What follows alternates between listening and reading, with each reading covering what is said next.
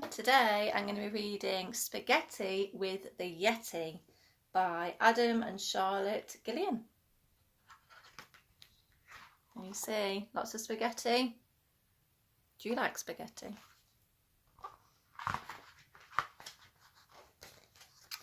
A boy called George had an excellent plan to go and discover the Yeti.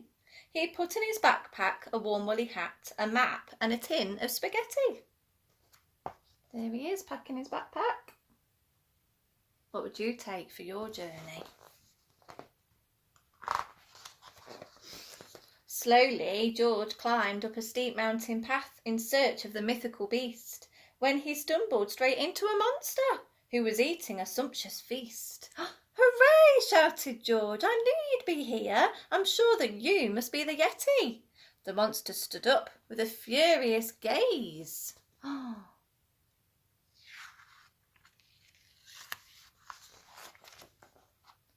you crazy? My name is Betty."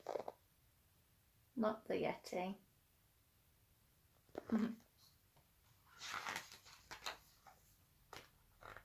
"So sorry, Betty," said George with a smile, "but I'm taking the Yeti some lunch." "In that case, you'll want to take some of these bones, for the Yeti likes food with a crunch." What's your favourite food? The Yeti likes crunchy food. So George climbed up on the steep mountain path to track down the hideaway brute, when he stumbled upon a big monster with a face like a battered old boot. "Yippee!" shouted George. "I've tracked you down now. I've been searching so long for the Yeti." The monster glared down with the angriest growl. Think it's the Yeti? "How insulting! My name is Hetty." They're all words that rhyme, aren't they? We've met Betty, we've met Hetty, but we've not quite seen the Yeti yet. "So sorry, Hetty," said George with a sigh, "but I'm taking the Yeti a treat." "In that case, you'll want to take one of these goats, for the Yeti likes food with a bleat." So the Yeti likes crunchy bones. He likes goats that bleat. So George trudged on up the steep mountain path, dragging the goat by her tail, when he spotted a shape in the distance and heard the most bone-chilling wail. "Hurrah!" shouted George. "At last it is you! I've been looking so hard for the Yeti."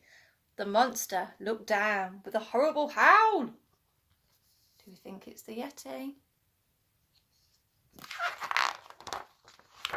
"Are you bonkers? My name is Nettie."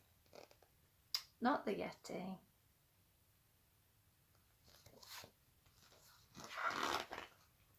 "So sorry, Nettie," sighed George, feeling glum, "but I'm taking the Yeti a snack." "In that case, you'll want to take lobsters and crabs, for the Yeti likes food he can crack."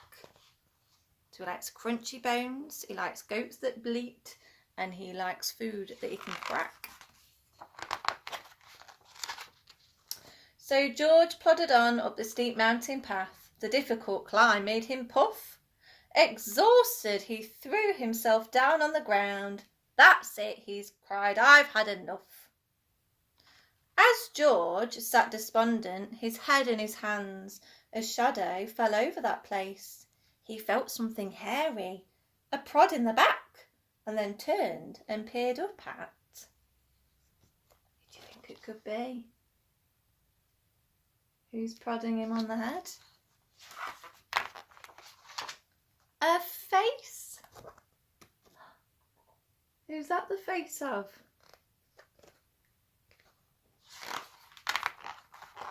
"I found you!" cried George with a big happy grin, and he showed all his gifts to the Yeti. But the monster looked down at the crab and the goat and said, "Sorry, I just like spaghetti." So he didn't even like all those things.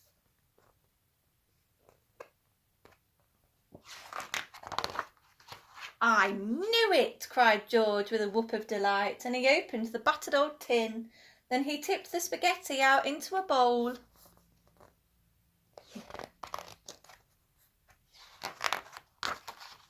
and George and the Yeti tucked in. Yummy spaghetti. Hope you liked that story. See you soon.